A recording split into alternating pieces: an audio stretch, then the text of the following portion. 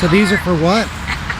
What are all these for? I'm planning a Neil Diamond tour. I'm going to New York, I'm going to Pennsylvania, I'm going to Utah and Colorado. I'll see him in Michigan for the first time. Michigan will make my 30th state. Neil Diamond's fans say that you have to keep your feet moving because you might have to go someplace.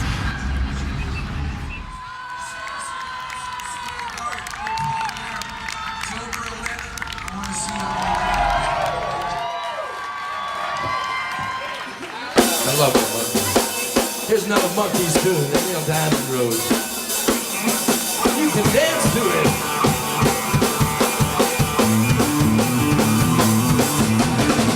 But love was only true in fairy tales.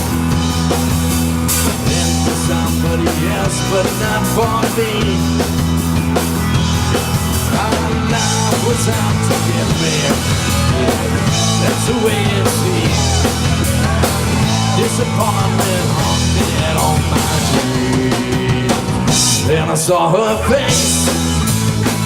Now I'm a believer. Not a trace of doubt in my mind. Well, I'm a believer. I couldn't leave her if I tried.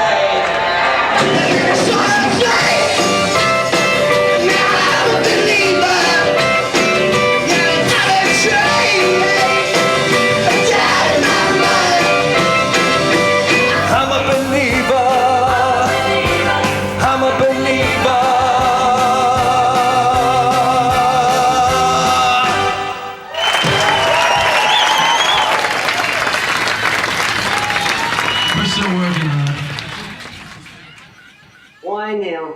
Let me count the ways. He's awesome. Totally out of this world. You know, a lot of people really love Neil Diamond, but they're a little embarrassed about it. You know, they have a hard time admitting it. Right, that's the whole zen of Neil. Some people, you know, are a little embarrassed about the Neil. You know, you gotta own up to it. Well, now I know with me, the second I heard his voice on the radio, I went, oh my God, who is that? And I swear I felt his voice way down deep within me. It was so beautiful. Obviously, the first question that generally I am asked is, you know, how did you get started? Where did this all begin for you? He's talking to you. He's so giving and so warm and so loving, and I can put my hands around him right now and give him a kiss. 5 years ago, I don't think there were, you know, as many as there are today. I have been a fan since 1966, and I honestly don't know how many concerts I've gone to. I'm not one of those people that counts everyone I go to. I've seen him in concert 309 times. Oh my God. Something like 110. In how many different states? Oh Lord, I don't know, 15 or 20. 83. Did you not see my poster? Been to 23 states and 83 shows. I tried to think how many shows I might have gone to, and there was no way I could think about it because I've been doing this for so long. So I went to the computer and found someone with the database and printed it out and listed the cities where I went and the number of shows that I saw while I was there. So anyway, I came up with a total of 139 shows, and that's not counting TV tapings, movies, specials or interviews for like Phil Donahue or Jay Leno, things like that. I didn't count any of those things. Or Country Christmas Special. People would always come up to me and say, you know, "Guy, you sound just like Neil Diamond. You sound just like him."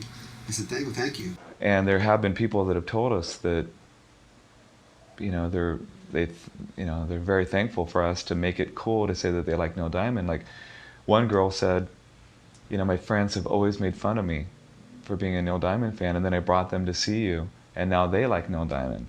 So, you know, we did her a favor and we served some kind of purpose, and that's great, you know. Promoting pork is my life right now, but promoting Neil Diamond would be a much more exciting job. There's a vast amount of fans out there that are not able to go see Neil live, and that they will get their fix and go see a Neil Diamond impersonator, have him come to a party and perform. Well, I think the fans love the impersonators because when Neil takes time off, I mean, we've got 2-3 years with, nothing, and we miss it. And I think they provide a great service for the fans. And they They fill the void. And they create the illusion Right. of being there. Mm-hmm. Is that kind of important? Yes, it is. It's very important. I think the thing they fulfill the most is they kind of fill in the gap when the actual performer himself is not available. But you have to be good to fulfill that gap. You have lots of opportunities for impersonators. It's sort of like, if Neil isn't going to get out and play all these shows to all these people, well, I'll go do it for them. If the character comes across as sincere, then, they can be a friend. They'll never be Neil Diamond, but, I can appreciate what they're doing. I appreciate their efforts for sure. It's good to be Neil for a little while. But like I said, people don't call me Rick anymore. It's mostly Neil or Double Diamond, and that's very flattering to me. That's kind of what you're getting. You know that it's going to be of a certain level of polish and a certain level of predictability. I think that's another reason why these things are so popular. As for Neil, I think a lot of it's just because he hasn't been particularly prolific for the last 15 years. Imitation is the highest form of flattery. He's an icon, and that's what people do. Yeah, but he's worldwide. Yeah.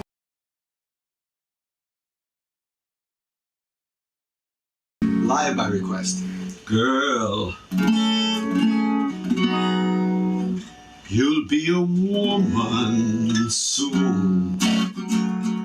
And you're going to see a lot of really strange coincidences that, believe me when I tell you, as I'm telling you this, 10 years ago, I had no idea.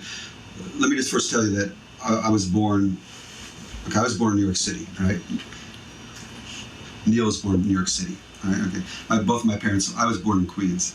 Both of my parents are from Brooklyn, and Neil Diamond's from Brooklyn. Jewish, right? He's Jewish, okay? I have one younger brother. He has one younger brother. I'm divorced. He's divorced. He's divorced twice. But we had her in 1991, having no idea that his son was named Jesse. Okay, no idea that his son. Her name is Jessica, and we call her Jessie. So a lot of weird things there. Would you ever want to be an impersonator? Are you serious? I would love to be. I would absolutely love to be an impersonator. A singer, a dancer, which I don't... She's learning Madonna's choreography as we speak. People would always come up to me and say, "Guy, you sound just like Neil Diamond. You sound just like him."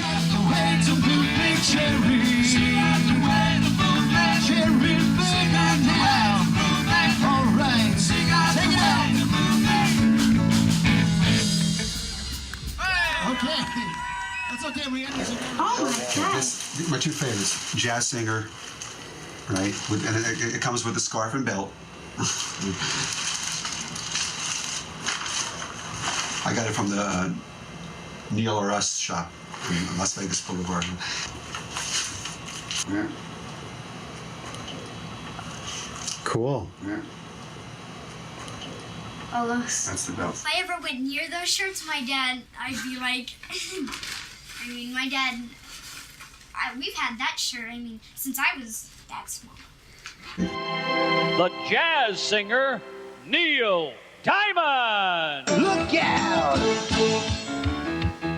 I think that the jazz singer, Neil Diamond, because of the movie, comes into their mind. So I think the general audience has that interpretation of Neil Diamond. That's the look I have. As far as makeup, just makeup, that's all. I obviously have to poof the hair and put the little mole in, which is over here. And this is all real, by the way. Tell your mama, girl, I can't stay long. Neil was in his prime in the 70s. That's a fact, right? And we try to bring the performers back when they were in their prime because they can't do it anymore. All together, sweet Caroline. Good times never seem so good. I always have to do Sweet Caroline to these people, to win these people over. I always have to do America. Those are two have-tos, okay? whether people are Neil Diamond fans or not, is everybody has one song of his that they like, whether they want to admit it or not. And I find that you got to really work at disliking the guy. My country, 'tis of thee, sweet land of liberty, of thee I sing. Two kinds of impersonators I find that fell into this. Either they were actors who learned to sing a little bit, or they were musicians who learned how to act a little bit, okay? Both are important. And with me, I was a musician for many, many years, and I had to learn how to be an actor.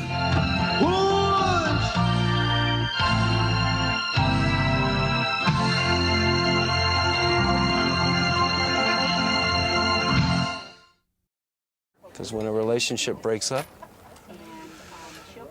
there's a lot of sadness, there's a lot of unhappiness, and those songs bring it out. Do they help? Yes, they do.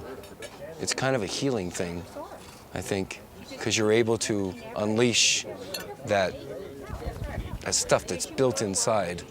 Basically what I do is I put Neil on. I'm in my bedroom and I have my mirror and got my makeup and stuff. And I put a picture of Neil up on the wall. And listen to Neil and I just go through the routine. The big thing is my hair is very thin, so I have to puff it out. But now it's gotten to a point where it just stays puffy all the time.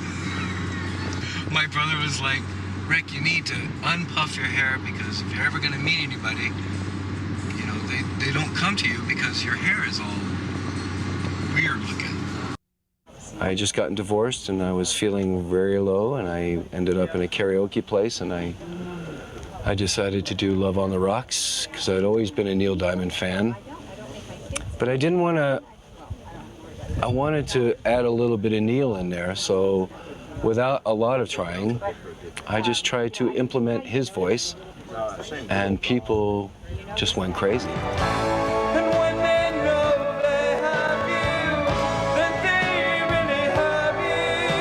People go to a movie or a show to escape reality, and that's kind of what I do, I think. And I get to a point where I need a fix, and I need to be up in front of people. My mother used to say as a child, when I was just a child, she would say, well, there goes Rick. He opens the refrigerator door, lights comes on, and Rick is on. I never really got that until I started performing. I'll be what I am, solitary man, solitary man. Dealing with the what do they call that? Permaglue or whatever. And I would have to stick it on there and then use this remover and peel it off of my head. And of course, when you did that, you know, a whole handful of hair would come out of it. And that just got too ridiculous. Just too ridiculous. So now I just... Shh. As soon as people hear that voice or they hear a song that they love, they connect. Very rarely do I ever find anybody that doesn't connect with Neil Diamond. I get antsy when I'm not performing, and I have to get in front of an audience. I have to get my fix, if you will, and they get their fix, so everybody gets happy. So I do karaoke. If I don't have a performance going on, I'll go to some karaoke bar and I'll put a song in, and as soon as I go into where it began, people just go crazy. And it's a way of escape. It's a way to escape the realities of life and say everything is good. Everything is beautiful. And I'm not a man who likes to swear, but I never care for the sound of peace. I am myself to no one there, and no one heard at all, not even the chair. just the fact that the zircon is the translation of that as a fake diamond, and that's essentially what I am, is a fake diamond. So, and that's actually was on my car. My license plate was zircon. My wife actually came up with that. We were trying to think of a license plate ideas, how that started, a personalized plate. And she said, well, what about zircon? That's a fake diamond. That's perfect, you know. Although most people don't usually make the connection. I usually have to explain it. But I got my start performing in talent shows, which were quasi-gong type shows back in Detroit, back in the mid-70s. Funny sauce, but it don't seem to dance and it don't walk. Long as I can have you here with me, well, I'd much rather be forever in blue jeans, looking good over here. One time, I hate to admit this to the Neil fans, sorry Neil fans, but I sang a Barry Manilow song in public. I know that's not an easy thing to admit, but I did do that once. People told me I sounded like Neil Diamond when I sang, so that's kind of where it started for me. I had no desire or interest in being an impersonator at any point in time. I have seen some impersonators that they sing Neil Diamond songs, but that's about it. Where Jay has the actions, the personality, and the voice. And to me, it's phenomenal how much he is like Neil. And even on occasion, people on the street would come up to me and say, you know, are you Neil Diamond? Or you look like Neil Diamond. And I think initially that kind of goes to your head a little bit. You kind of start to think, hey, I'm kind of cool, you know, they think I'm Neil Diamond. Play it now, play it now, play it now, my lady. Crack the rose and make me a smile. We got a bit last for an hour. Well, that's alright, 'cause we got all night, right? Set this world right. I began to recognize that there were some physical similarities. We had kind of a similar hairstyle. Yeah, if they don't know what I do for a living, normally if they ask, I'll just say I'm an entertainer. If they continue to ask, I'll say I'm a singer.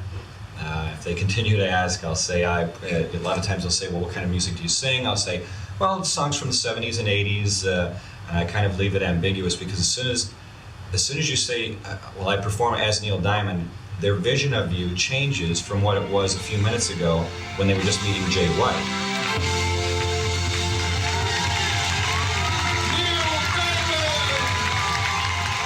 When it was just Jay White, a regular guy, they're perfectly comfortable talking to you, but when you step off the stage, or when they find out you perform on stage for a living, then their vision changes just slightly.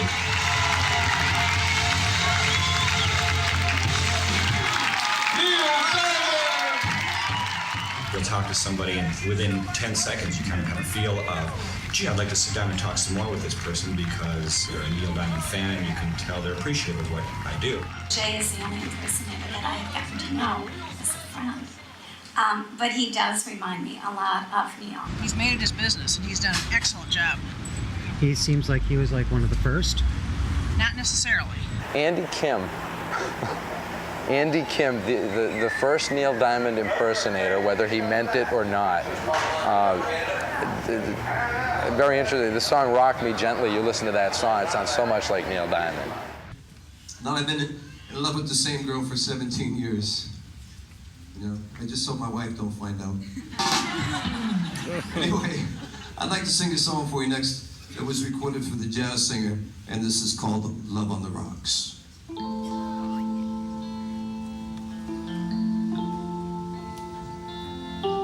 So how long have you been doing this? The Voice since 1968. Oh, wow. And the look I started doing 4 years ago. Love on the Rocks! Ain't no surprise. This phony dream, can't even lies. Got nothing to lose, so you just sing the blues all the time.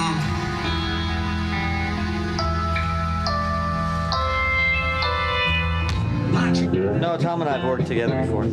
Yeah, up in Toronto. As a matter of fact, we did, you remember the Guess Who? With No Sugar Tonight and... yeah, American Woman. American Woman? Yeah. Tom was on stage with the Guess Who. We were working with... Sort of like the opening act, I guess, right? The opening act. Yeah. Yeah. Well, last night I made a mistake. I was singing Cherry Cherry, and I turned around to get to the microphone, and the microphone was way out here. Did you see that? Yeah. But do you ever wonder how the character would have covered that mistake that you made? Because I wonder. I wonder what Dolly would have done if she had done just that. That wasn't a mistake to her.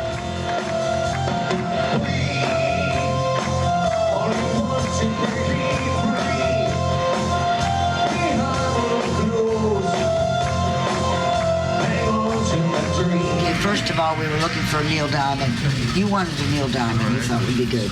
So we got in the internet. We start looking, and then there were several.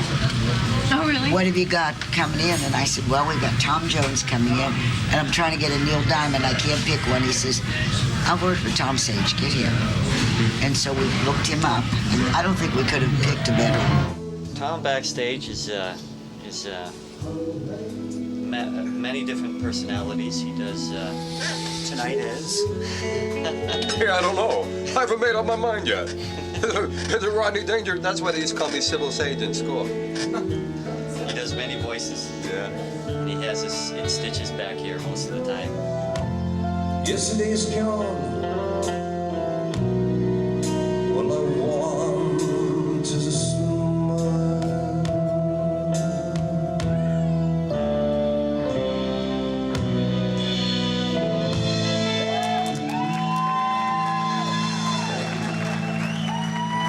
Can I get me a hug by and I'll let y'all finish talking? Good night. See you later. Come and see me at the restaurant. Okay, we will definitely. Nice to meet you. Diamond heads are kind of like deadheads, except that we dress better and drive better cars.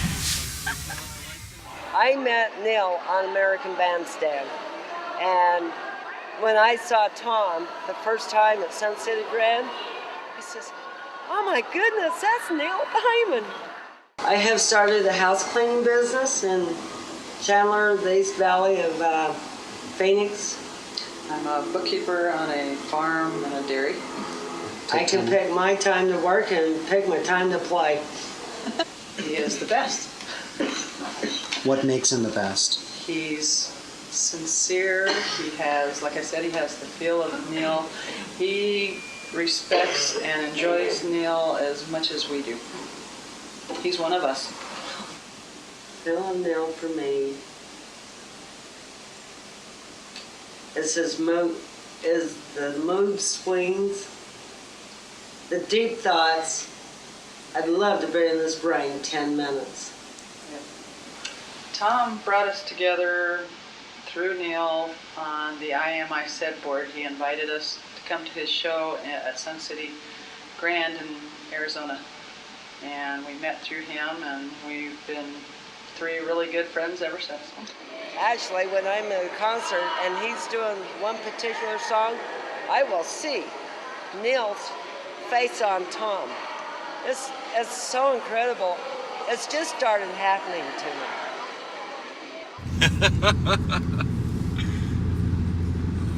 I have some of my shows, I have seen women cry, especially when I do songs like Hello Again. And I like to go up to the table and sit right next to them and sing into their eyes, and even if they're with their husband or boyfriend. And that, there's no physical contact, but it's just, that's what it's about to me. You have to get the people involved. You have to make them part of what you're doing. Otherwise, you're just standing up on stage singing. Anybody can do that. It's kind of like you step out of Rick Pierce and you jump into Neil, and then you have the two standing together, and they both come together, and when the music comes out, it just, I think it touches people, and that's what makes me so special, is I touch. Did you guys lose like a lot of money? Yeah? Some of you look like you lost your best friend or something. So we're gonna try and make you smile. And when I sing certain songs and I dedicate it to my daughter, I get choked up. And I could stand there and cry on the stage and I wouldn't feel intimidated, but I don't know how they would react to that. So I kind of turn my head, wipe the tear away, and go on. But the songs touch. They touch your heart. You just gotta let yourself go.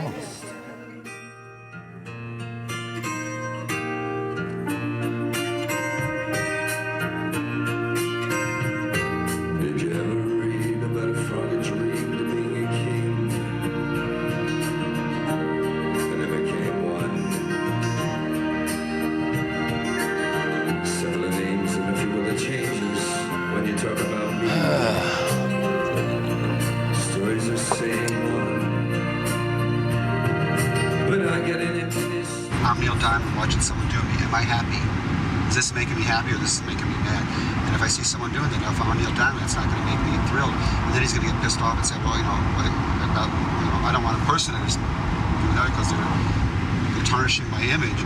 If the real thing ever saw something like that, I think they would probably be offended. And that's why if my dad ever talked to or Neil Diamond came and saw his show, he would never be scared because my dad is from the top camera. But do you think sometimes because there's just so much power and so much passion to Neil Diamond's music that sometimes the want to share that music with someone can kind of sometimes overcome the lack of talent? No. Okay. If the person doesn't have any talent, no. Not on a stage if you're paying money. No. I sound like him. I've studied his mannerisms. I can't tell you how many hours, watching videos to copy every hand move, all the hands, waving in the air and it don't seem so lonely. You fill it up with all these. Me and you, Marilyn. And when I hurt. So how'd you feel up on stage? How did I feel up on stage? Yeah. Well, was it fun? I guess we can call it a stage, right? Yeah. I guess that was a stage. I felt, a little concerned that the band was gonna not know all the songs, which they kind of did and didn't. But I just go with the flow. I don't let it be shown that that I am concerned. Because you're a professional. Because I am a pro. I have this illusion of him being a quiet, just congenial type person. I don't think he's going to give me a bear hug. So, he's not. He doesn't seem to be that kind of guy. So, he'll shake my hand, sure. One thing I don't want him looking at me is like the last thing I'd want to look at me and say, "Oh God, another impersonator." So, and that's a fear I have in mind because I don't consider myself just another person. So. The only other thing that I wanted to do growing up, that even though I'm just past 40 recently, I still think that, if I get in shape this summer, go to the gym every day, and just work out and start skating, that maybe I'll still have a shot at being a hockey goalie for the National Hockey League. There was a couple of times I've gone to other cities as well and sang the national anthem, and in a couple of cases I actually skated around in my goalie equipment and looked like a goalie on the ice, and then skated to center ice and took off the mask, and there's the Neil Diamond looking goalie, and then sang the national anthem. Not too much noteworthy about the wine bottle here, other than my brother-in-law sent it to me. He found this bottle of wine, actually, that on the back it says it's a bottle of Cracklin Rosé wine, I guess. These are identical replicas of the beaded shirts that Neil has worn over the years. Some of the guys wear sequin shirts, which is not something that Neil wears. So, what do you tell your friends your father does? I tell my friends he's a Neil Diamond impersonator, and it's just, And what do they think? Well, they obviously know where I got my name from then. We want to keep the persona of Neil Diamond separate from Jay. And so, partly, I think that he doesn't want people to think he's bragging or I'm in show business because it sounds pretentious, and he wants to just be a regular guy. They talk about Neil being kind of a loner and kind of a solitary guy and a quiet, shy person as he was growing up, and really those are the kinds of words that people described me to be as I was growing up. I took that picture to him and we met, and I said, "Could you sign this for me?" And he looked at it, he looked at me, and he looked at the picture and he said, "So is this me or you?" And then we both kind of chuckled, and they signed it, Jay only Memorex can tell. Neil was very, very sweet, and I think that Jay has a quality too. But they're also a lot of fun. Neil was shyer, but I've known Jay longer, and I think Jay is more outgoing than Neil.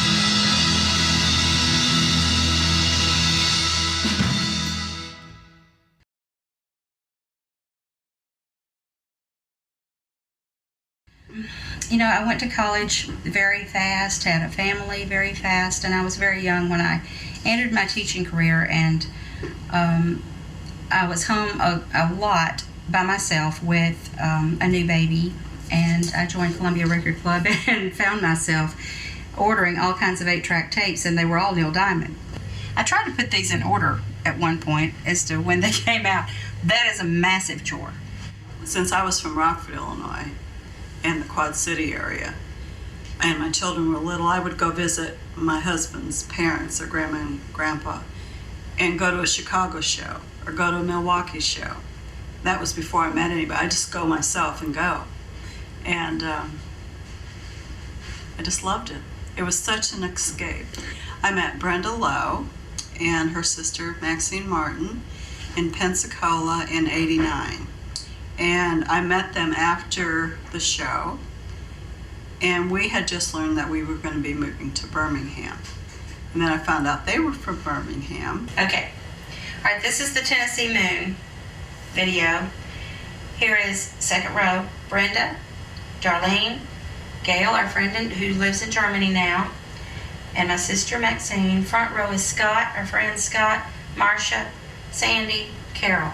And behind Darlene is Marilyn and Arlene. And Arlene. And we don't know anybody And else. over here are some other people that we know. And this is Joan you met in New York. So for years, like since 1982, this is 19 years I've been doing this. And it's quite a hobby. So you've been doing this almost as long as you were teaching? Almost. But anyway, I got a divorce in '82, and so she got tickets, and we went to Mobile. We had no idea we could follow him, be tour people or whatever, but we thought he had to come to us. We didn't know we could go to him. So we learned. We were little novices. So I called my sister who was going through a divorce, and I said, we are going to a show. And no, I'm just, humdrum, sad, blah, blah. So this is it. This is the medicine you need. So, okay, this was in Chicago when he was with his chauffeur. He turned the car around and came back and came out. And this is us with him in the picture. This is Neil in the middle. And we got hugs and kisses, and he just played around with us. It was major fun. One of our friends was so emotional. She just started crying. She couldn't believe she was in the middle of this. And he was just fun. He said, now you girls, this is something that 14-year-olds do, not women. And we said, well, you make us feel like we're 14. I am not a wine drinker, and these will never be opened, but this is a bottle of Neil Diamond wine.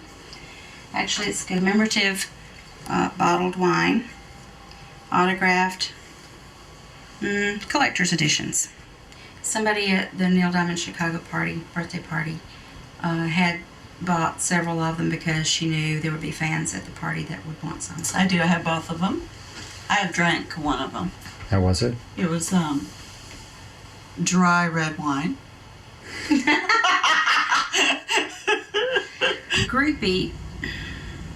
A groupie to me sounds like someone who really doesn't have anything else to do and maybe slightly immoral. Some people do cross the line, but not people who have been around for a long time. Usually it's just the excitement of the first, first seeing somebody, a celebrity that you know and admire. We just go blank when he comes around. Why is that? Why is that? I don't know. I mean, we just actually freeze, and our minds just turn off, I guess. We're trying to get beyond the celebrity, and because we really, what attracts us to him in the first place is not the celebrity as much as who we know him to be through his music. So, we feel like we know him and he's a friend and he's a real person, a real human being. And he probably gets tired of all these eyes just staring at every move he makes, every time they get a chance to see him. But I would love to be able to be in touch with him. I would love to be able to call him friend, and he would call me a friend, and I think we do. On a greater level. A friend, you love their soul and you love who they are and you appreciate what they do and that kind of thing. And I think that I appreciate his talents very much and the kind of person he is, and he's seen us enough to know, that we're pretty serious about. Do you think he knows you by name? I don't know that he knows me by name. The A&E special, it was one of the highest rated shows. I mean, that right there says that, his popularity has not waned. Did you try to get into the A&E showing that they're having? We didn't know how to do it. Yeah, that Saturday night at the Sony. Yeah, we didn't know how to do it. Well, we were off on a ticket hunt for this adventure tonight. And you got them. And we got them, yep. Cool. And I won't ask you where you got them. Nope. I have good friends. Good. So how did people get invitations for this thing? You have to be lucky, Was it a website thing? Was it? I have tickets, but they're just in my name. Yeah, we actually asked Joan how she got tickets, and she was very quiet about it. Oh, you don't say. And how did you get this ticket? You will never know. Very decent. That's the intrigue of it all, right there. That's why I got a kick out of I loved him enough to get it. That's So Neil's been around for so many years that there are first generation Neil Diamond fans and there are second generation Neil Diamond fans. Neil Diamond, born and raised Neil Diamond fan. Had the 8-track, which is embarrassing. I'm like, okay, that's too close to home. We used to, my family, sing-alongs, hang out, listen to Neil Diamond. My friend's family, same thing. So why not? There was so many there were so many kids, not kids, but people our age at least. Compared. There were zygotes when these records came out. So. How many first generation Neil Diamond fans are here tonight? I believe you. You're lying. You're way too young. Way too young. And I grew up with The Jazz Singer. And The Jazz Singer is a great movie. And I'm Jewish, so it touched my heart, My second visitation of my love of Neil Diamond was in college. And I just found a few girlfriends. And we got together. And we would play our Neil Diamond LPs and go nuts. I think my mom got punched in the eye at a Neil Diamond concert. You're kidding. Yeah, and she put, I think it was Neil Diamond. It's supposed to happen like at an Aerosmith concert. Yeah. Everyone, whether they choose to admit it or not, is a Neil Diamond fan. They may say, oh my God, Neil Diamond. I would never go see Neil Diamond. They are closet Neil Diamond fans. Wait a minute. I hope nobody came here thinking it's a Neil Diamond lookalike show. No, it's about the music. I tend to like a cover band more than I do an impersonator. I mean, I like the impersonators, but a cover band is doing it more from their soul. I think Neil's music does come from some impersonator's soul. Well, I do too. Because I think Jay probably is. Yes, and I do like impersonators though, but I tend to like the cover bands more, I think. Little bit of children, black and white, rich and poor, gay and straight, great and small, God's children, all God's children, sing hallelujah. I was at this karaoke in Portsmouth, New Hampshire at some Chinese restaurant and lounge, and I'm looking through the song things, and hey, there's Sweet Caroline. I know the words to that.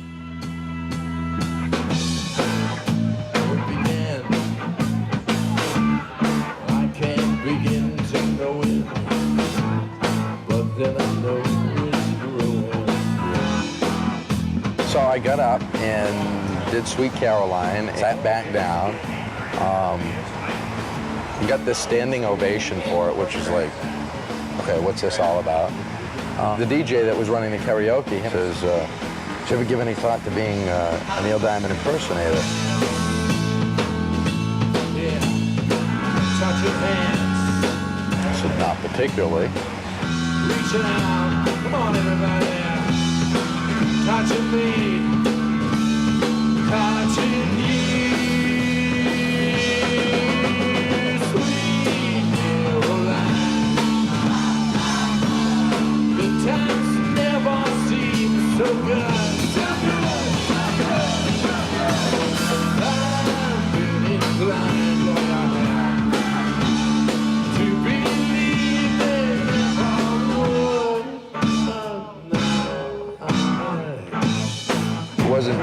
wasn't too crazy about them and decided, well, being a Neil Diamond impersonator is not exactly for me. Another year later or so, I was at this other club. They had a karaoke. I got up and I sang, I think it was Sweet Caroline or Holly Holy, something like that. DJ comes up to me. His son is an Elvis impersonator, does his own show. That was Chad Burley and King's Image Productions, and just started doing Neil Diamond impersonations with Chad and Rick.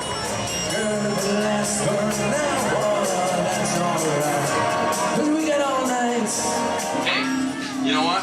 I got like 4 different wigs that I've gone through. You know why? Chicken thigh. You didn't win? Up north. Big fat chicken. I think you guys ought to put them on. What's your name? Bender! That's a cool name. Yeah. Yeah, Neil Diamond's it's an inspiration for me. I was mowing this lady's lawn, and she had one of those posters of Neil Diamond in her garage, and I asked for it. She wouldn't come off with it. Oh, really? She says, "You know Neil Diamond?" "I am. Are you kidding me?" "I am." I cried. Yeah. It's an interesting thing, you know. The fellas usually don't want to admit that they love Neil Diamond. You know, I mean, it's like you're on your way. It's like a big closet. You know, you tell your fellas you're playing basketball, and hey man, on my way here, I was listening to Neil Diamond. You know, you can't quite do that, but it's cooler to say you listen to Hot August Nights, I think. Right. Because there's always a great amount. Good with the ladies too. Very. Working the ladies. He worked sexy. Yeah, and Tara liked that he had a good amount of chest hair. Yes, and at the end he did the chest hair. Yeah, I would love to meet him. Is he single? My friend told me about you. You know what's weird is that I just saw Saving Silverman. It's kind of a cheesy movie. Okay, well, it has Neil Diamond in it, and the whole thing is about Neil Diamond. I thought this was gonna be. Did you sign this for me? What's your name again? Robin with an I. See, you need to be R-O-B-I-N. A singer. Singers get the pussy, honey. We'll do that. You know what I'm saying? Not this one. Idle hands, man. We're all like fucking around. Next thing you know, we're drinking. Next thing you know, it's hey, how about a Neil Diamond cover band? Next thing you know, Matt's roommate, his brother's a Neil Diamond impersonator. But me and Knuckles and Steve go a few years back. We had this original band called Thunderwear, which is an integral part of Thunderwear. Went to Betty Ford and never came back. Is there beer? It's beer on stage, man. Get no worries. All you gotta do is get up there and fucking act like you're Neil Diamond, for God's sakes. Maybe a song to sing what I want. And if I happen to sound like Neil Diamond, then great. I personally don't think I sound anything like Neil Diamond. I really don't. Other people do. That's great. And people come out to see us and they want to get lost in a little fantasy. That's great. It's more power to them, more power to us. Play it now, play it now. My lady. We're doing it for shits and giggles, and it turns out that people liked what we were doing. It was fun seeing Neil Diamond being backed by AC/DC. The world right. Find us a dream that don't ask no questions. Yeah.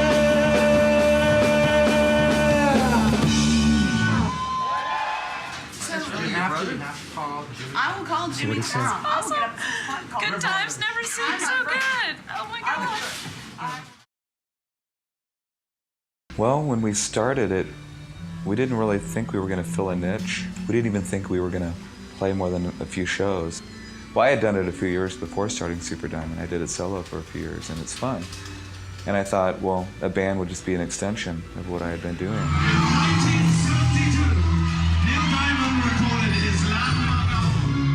August Nights. Here to perform selections from Hot August Nights and 1980s Hot August Nights 2. Please welcome the San Francisco Treat, Super Diamond.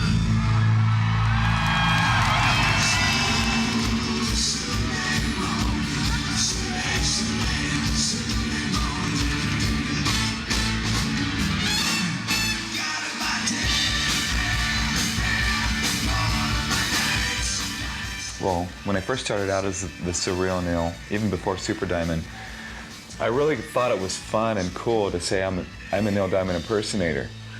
Even though I knew I really wasn't, and in the early days I really didn't know how to define on exactly what I was doing it anyway, because there was Neil Diamond impersonators and there was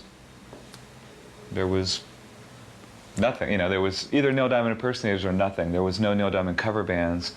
There was no one doing, you know, like there was Hot August Frank, for instance, who's a Jewish lesbian folk singer. That's what she calls herself, by the way. She did a Neil Diamond tribute where she dressed up as Neil and wore a wig and wore the outfits. And that's like a different take. Like most of the Neil Diamond tribute artists come out as Neil Diamond. The announcer is saying, "Ladies and gentlemen, the jazz singer, Neil Diamond." And they're walking out as Neil Diamond. That's the kind of thing, when I started this out, when I started doing this, that's all there was Neil Diamond impersonators. Where it began, I can't begin to know, but then I know it's growing strong. We're probably a little bit more reserved tonight than we are on a normal night. They're very good. Everybody's too loud. It's really hard. Matt's too loud. Who'd have believed that you'd all come along? Let me show us your hands, bimbos! This one, the rest of the band called it my Battlestar Galactica shirt. This is kind of my Cookie Monster shirt here. An old shirt I had made, and I had matching pants which were stolen from the House of Blues the day I got them. Hadn't even been worn. And so I had a new guy make some new pants, but Why would someone steal your pants? I don't know. And then he bragged about it to his friends, and his friends said, yeah. Every now and then his friends come up to me at shows and say, yeah, I know the guy that stole your pants. And I say, well, your friend's a thief. Get my pants back. Oh my God, check out that package. Oh my God. Every now and then when you see somebody talking about a tribute act, you'll see somebody else responding, who cares, you know? Who cares about somebody else playing Neil songs? And it's all the way you look at it. I mean, a tribute band is for some people, but it's not necessarily for everyone.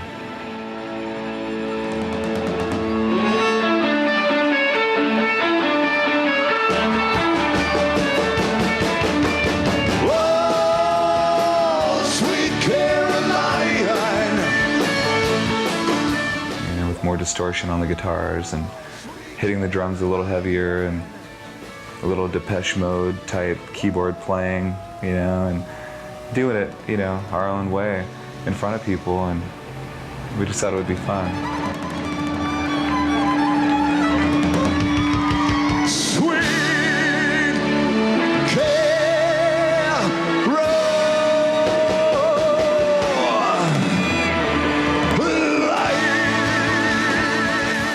You know, every now and then, I like to open the show, be my own opening act, and open for myself, doing my original music. And those nights when I'm able to get up there in front of a lot of people and do my own original music, I end up putting on the best show. And I thought about it, still I don't know why. Oh my, Missy, I miss you. I've had to describe my music a lot lately because we're looking for a guitar player and a keyboard player. And the way I describe it is alternative, folk, pop, rock with alternative country influences. Something like that. Missy, I miss you. Thank you. Surreal Neil and Super Diamond will be right up. Thank you so much. It's depressing to go play to an empty or apathetic room, especially when it's stuff that you wrote or it's like your own personal self on display.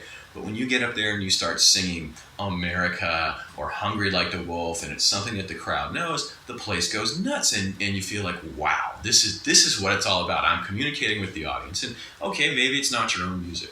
It's not the end of the world. You're there to entertain people. You're not there to beat them over the head with your art. I make magic when I'm up there, and I get in what they call, performers call the zone. I am my crown. You're in the zone, and it's almost like you're in a bubble, and you hear what's going on. You hear the response, and you see the people, but it's almost like when you finish, then you look back and well, what just happened? And I couldn't tell you. Leaving me lonely still.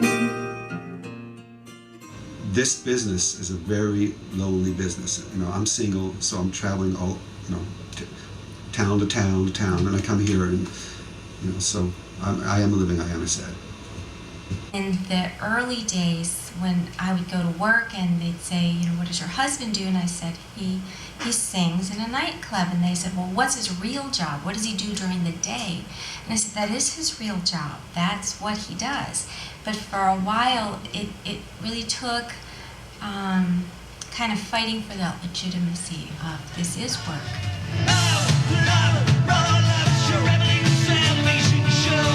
When I told her I was going to quit my day job, and she said, wait a minute, that's, the real world is the world of day jobs, of people. She's a nurse, and so, nursing and plumbing and carpenters and people like that, that's kind of the real world. And actors and singers and people like that kind of live in a surreal world, probably. But there is a certain amount of information you want to reveal, and there are other things that really are private things that should be private, that should be apart from what you do for a living.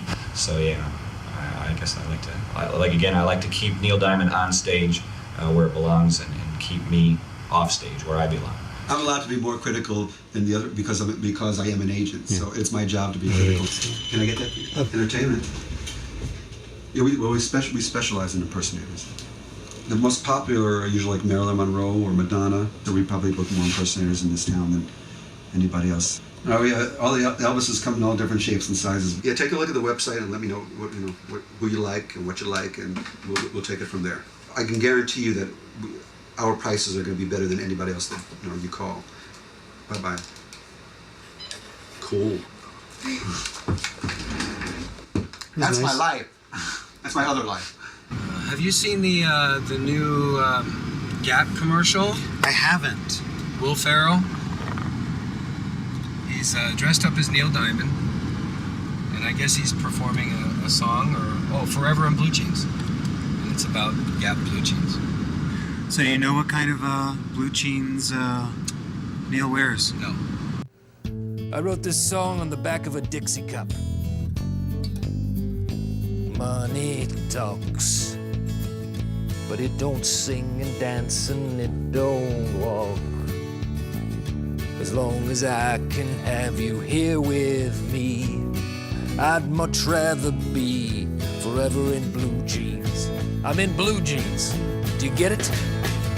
Forever in blue jeans, babe. Oh, my first love was a big Neil Diamond fan. And that's part of what I liked about him, because it was not cool to like Neil Diamond at the time.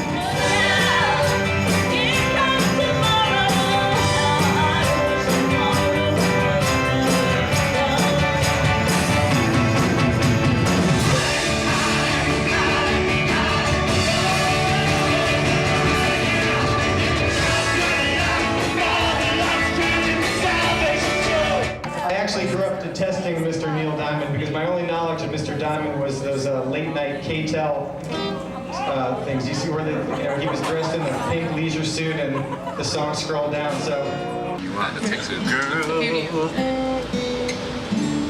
you'll be a woman soon.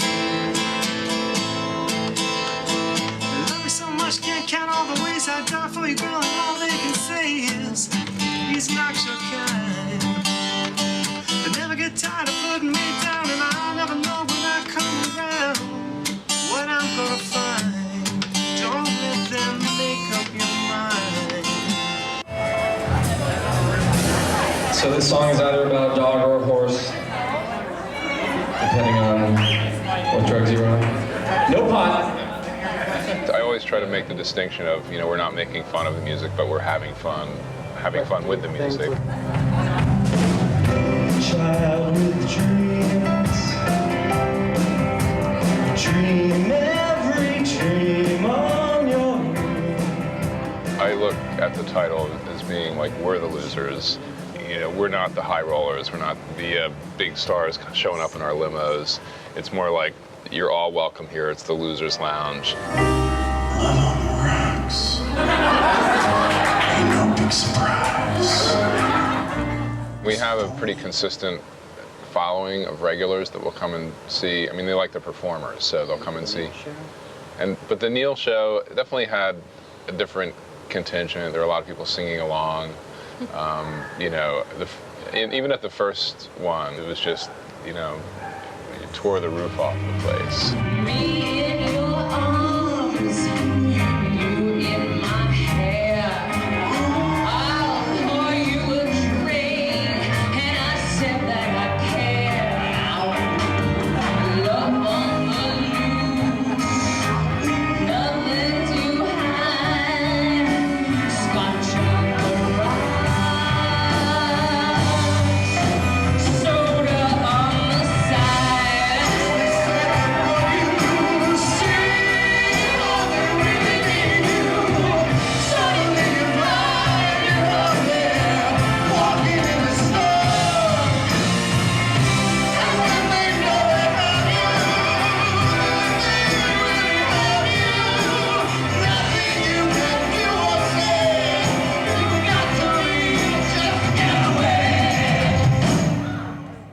We all know the song. Have you been doing any research on these people?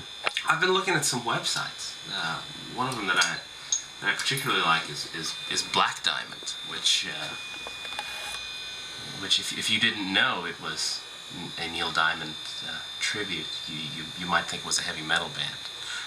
So what do you think a black Neil Diamond brings to the world of Neil Diamond?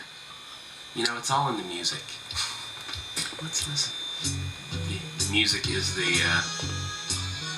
hook on which people are hanging their love of Neil Diamond, but it's clearly much more than the music. Where it began. There's no Beatles phenomenon like this. Oh, Thunder and Lightning. Yeah, I'm trying to get the website that they have, but What do they do? it's just a duo, and one guy does all the Neil Diamond stuff, and his wife does all the ABBA stuff, and they use like karaoke tapes, and it's pretty small time.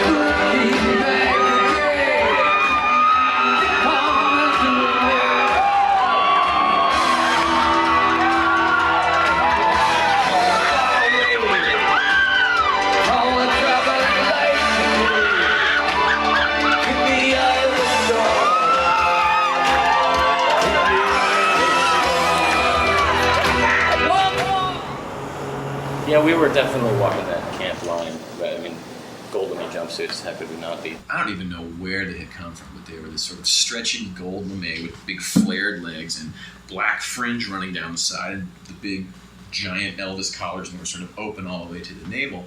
And you couldn't wash them because they were gold lame, so they were really, really rank.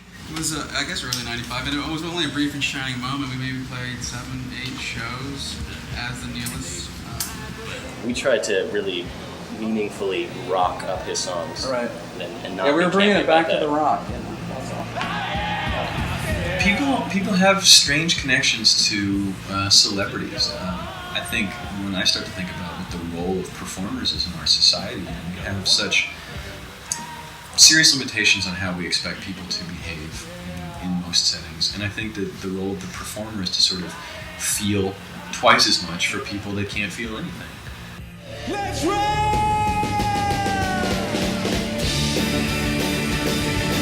You are the sun, I am the moon, you are the words, I am the tune.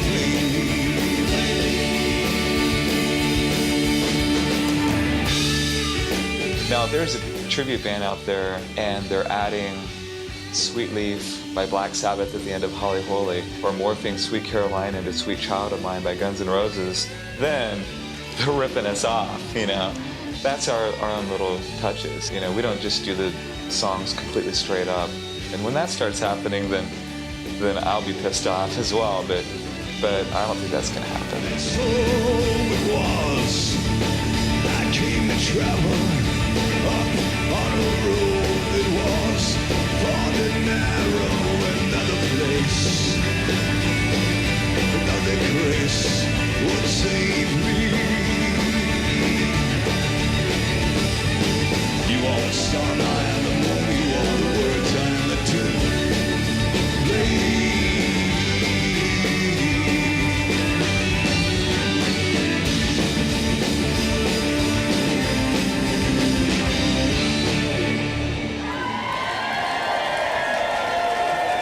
They're doing more of a straight line, basic all Neil Diamond. We do a lot of obscure stuff that normally I don't think anybody would ever even hear. We're doing kind of I think Matt put it best. He said it was Neil Diamond stylists.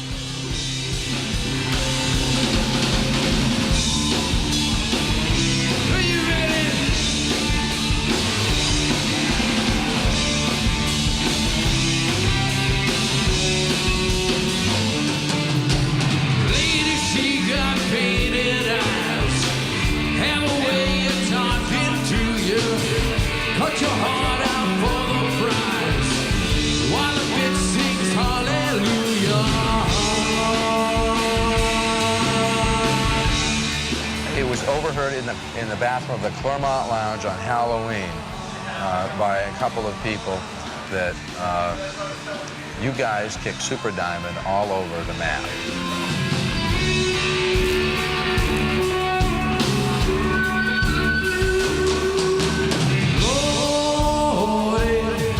Well, I'm made of blood and bone. Na na na na na na na na. We're different. We're different. If I wanted to be just a straight Neil Diamond impersonator, I suppose I could do that. I would never profess to be the best one. And it's interesting with impersonators, and I know a lot of them, and I've come to know a lot of them, not just Neil Diamond impersonators, Frank Sinatra impersonators, Elvis impersonators, you name it. A lot of them seem to have a big head about them. I'm better than you. And they'll pick apart every little voice inflection that you have. Oh, you're too low, you're too high. A very common occurrence with impersonators or tribute artists, and this is a personal pet peeve of mine, is that they over-exaggerate. And the guy in Super Diamond's a good example of this in some cases. They over-exaggerate that rasp in Neil Diamond's voice, whereas "Love on the Rocks" is "Love on the Rocks," and you've heard a million Neil impersonators do that. Okay, you know, like where that rasp is way over-exaggerated. That is my pet peeve. I have seen a couple of them perform, and again, I feel like their interaction, their connection with the audience sometimes appears to be lacking. I want to be a friend, you know. I don't think there's any reason for competitiveness and backstabbing. The only reason they would use me over Jay White or Tom Sage is obviously because of more of a physical resemblance. There are a small percentage of those people, yes, who do carry their character off stage into their daily lives. They put on their makeup and they coif their hair, even if it's a guy sometimes, and then step out onto the street hoping that they will be recognized as that individual or mistaken for that individual. And I think that just comes from maybe they're not quite as comfortable with themselves and who they are as they are comfortable with the character that they're portraying.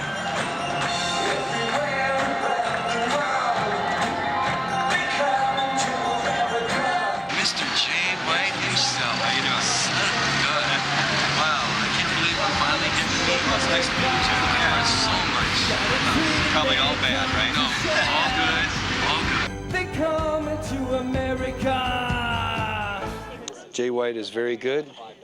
He's got Neil Diamond's moves, sounds down to a T. He's a great performer. I do my shows a little bit differently. I put a little bit of Rick in there and a little bit of Neil. I know that they have access to other Neil impersonators, again, who are not as experienced, who will work for less. And so it just becomes a decision at their point.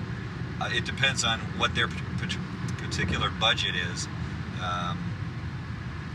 And so it comes down to, you know, do I want to pay extra money and have the best in what they do? I don't know if you've seen Super Diamond. Yeah. So what'd you think of them? Well, in a way, they're the reason I kind of wanted to stop doing the Neil thing, because they had, whereas ours was sort of in fun and we were having a really good time and, you know, really rocking it up, theirs seemed, I don't know, they tried to, like, it seemed much more like a money-making cover band venture, and it sort of cheapened the experience for me. I think it's a wrong motive for starting a Neil Diamond cover band to think that you can start playing the same size venues and charging the same ticket price and making the same amount of money as what Super Diamond is on your first gig. And I have seen that happen with a few of the Neil Diamond cover bands. I'm not going to name names. Now, if there's a Neil Diamond tribute band that pops up in every city and they're huge and everyone's going to see them and they're like dominating the club scene all over, yeah, it might start going downhill eventually, and I may have to go back and be an engineer again. Even if I don't make a dime, I'll still keep on singing. Always. I'll never stop. The success is not the achieving the goal itself, it's the journey that gets you to that goal that really, I think, defines success. I want to play this room. I want to bypass the lounge and the Tom Jones showroom, and I want to go right to the arena. Even if I never get to a point where, you know, where I can make a living, if I can just be able to perform and have people listen, then that's cool with me. Do you want to be doing this in 10 years? Do you want to be doing this in 20 years? Well, I wouldn't mind continuing being the Surreal Neil for another 20 years if I'm not making it doing my own original music. Dream every dream on your own. Where do I want to go from here? Project yourself 20 years from now.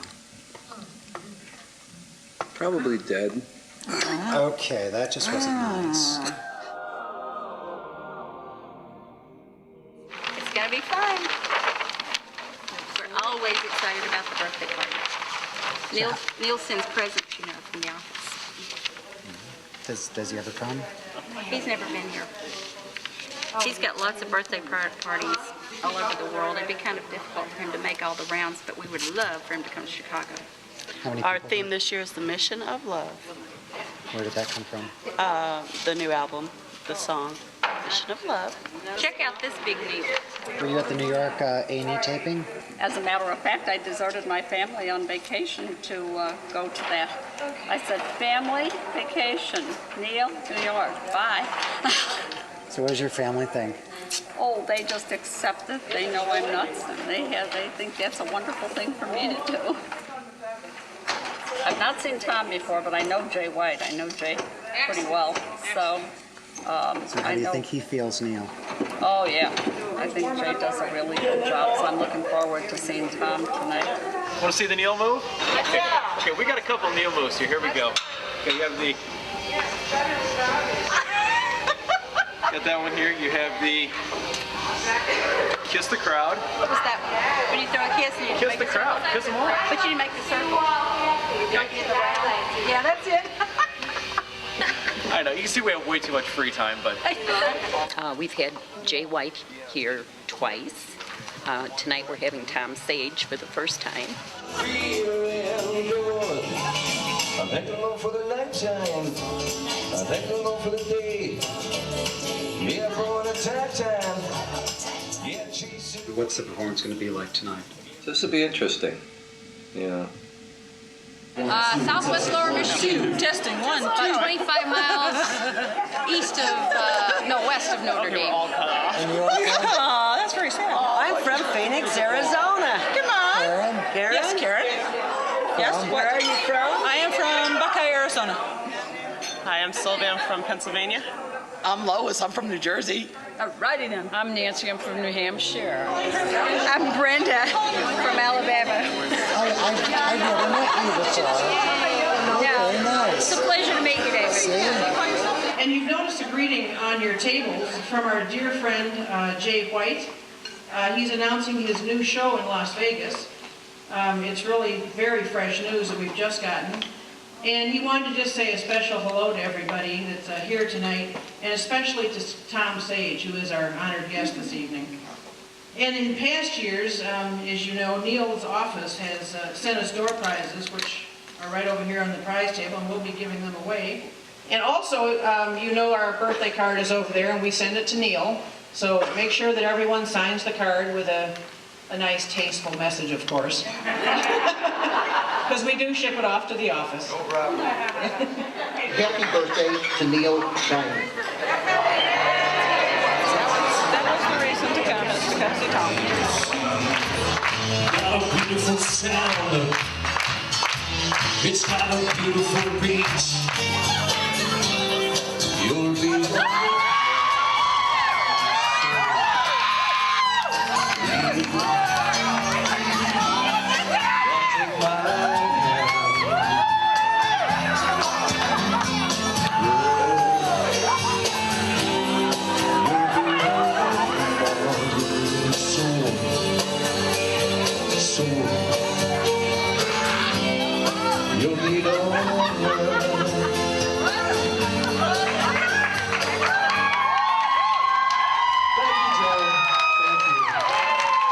You can blame Gar for this one.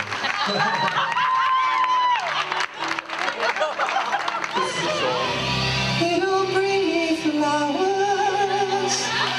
You don't sing me a song. You hardly talk to me anymore. Well, I come to the door at the end of the day. I remember when you couldn't wait for me.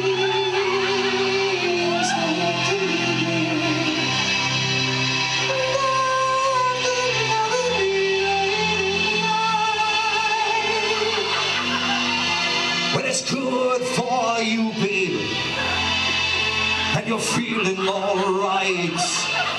Well, you just roll over and turn out the light. If you don't join my showers,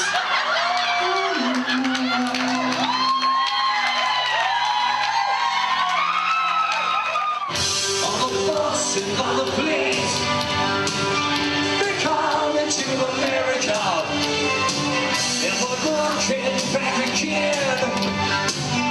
They're coming to America, touching me, touching you. Sweet and one line, your time never seems so good.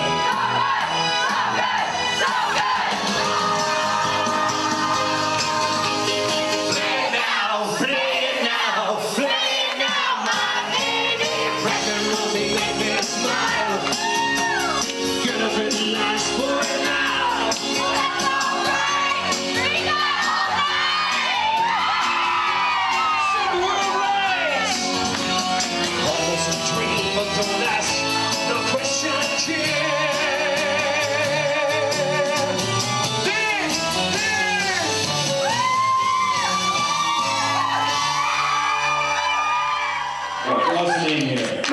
Well, to Ron.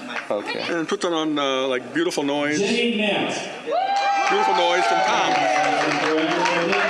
And I guess Beautiful Noise is my favorite album because it kind of signifies the whole scheme of Neil's music. It's just beautiful noise. What a beautiful noise. I think there's just more of us around than people realize, you know. At home, nobody gets it, Dan, and then you come here, and everybody gets it, and we feel like we're part of something really cool. The thing I found about Neil Diamond's music is it always tells the truth. And sometimes we need to hear the truth even though we know it. We just need to have it confirmed. And it makes me feel good, just like a hand in a glove. Yes, it does. Yes, it does. The feel of Neil is love. I mean, it's just love. So if you would join me in giving a warm round of applause to the Shameless Brother Love Choir. Ladies and gentlemen.